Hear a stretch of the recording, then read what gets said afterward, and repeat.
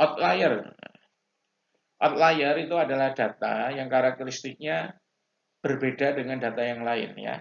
Anda perhatikan di gambar ini, data yang lain itu gerombol kan, gerombol. Namun ada data, hanya satu dua data yang lokasinya jauh. Nah ini ya. Nah itu namanya outlier.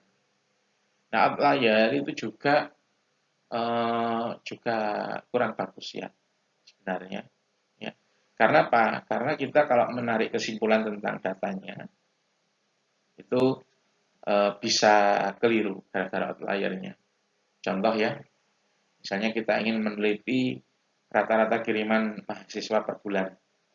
Ya, ada yang 900, yang 1 juta, ada yang 1,1. Ternyata ada mahasiswa yang dikirimi 10 juta per bulannya. Akhirnya di rata-rata. Di rata-rata hasilnya 2, berapa juta. Gara-gara ketarik satu mahasiswa yang 10 juta tadi. Ya. Nah itu akhirnya apa? Kesimpulannya keliru. Mahasiswanya kaya-kaya ini. Padahal kan nggak gitu. Nah biasanya pada proses analitik data itu ini ya, outlier itu dihapus.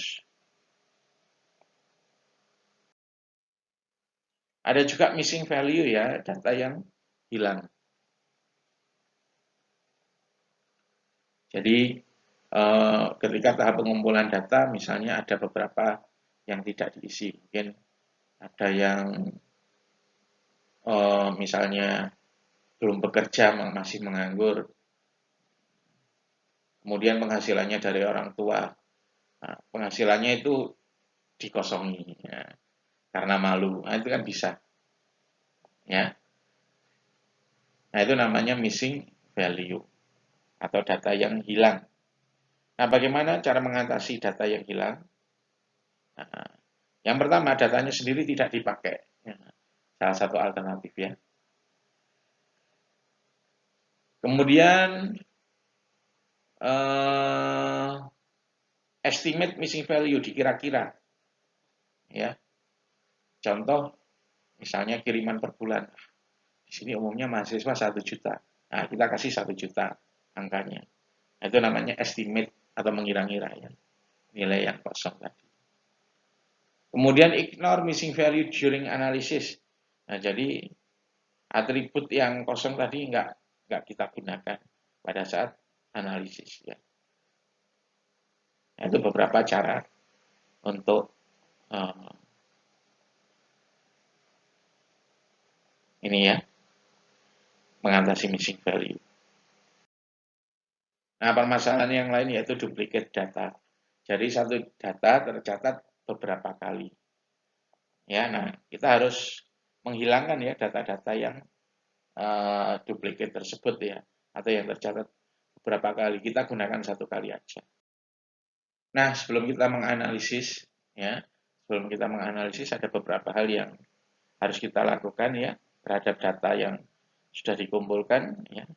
Melakukan yang pertama agregasi, sampling, terus dimensionality reduction, feature subselection, feature creation, discretization and binarization, attribute transformation. Nah, ini beberapa hal yang perlu kita lakukan. Yang pertama adalah aggregation ya. Aggregation itu menggabung beberapa atribut menjadi sebuah atribut. Ya, contoh misalnya ini datanya awalnya kita ambil per kecamatan. Misalnya kita meneliti daerah yang zona merah ya, zona merah penyebaran COVID misalnya di Indonesia. Awalnya kita datanya per kecamatan. Nah, kemudian kalau dirasa per kecamatan terlalu merepotkan, nah datanya bisa kita agregasi ya per kabupaten. Ya. Jadi kecamatan-kecamatan yang ada di satu kabupaten cukup diwakili satu kabupaten. Nah itu namanya agregasi ya. Menggabung beberapa atribut menjadi sebuah atribut. Ya. Contoh lain, ya. Misalnya untuk meneliti penyakit demam berdarah, mungkin awalnya suhu tubuh dicatat per 2 jam. Nah, kemudian karena datanya terlalu banyak ya, agregasikan misalnya suhu harian seperti itu.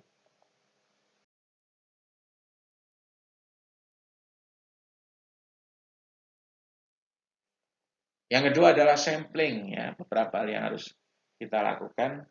Jadi kadang atau seringkali malah kita dalam meneliti suatu hal, kita tidak bisa menganalisa atau mendapatkan semua data ya. Misalnya kita ingin meneliti tentang pola belajar mahasiswa. Nah, tentu kita nggak bisa mengumpulkan mahasiswa seluruh Indonesia, terus kita ambil data pola belajarnya kan enggak. Nah, bagaimana caranya? Nah, kita ngambil sebagian data yang mewakili seluruh populasi. Nah, itu namanya sampling ya.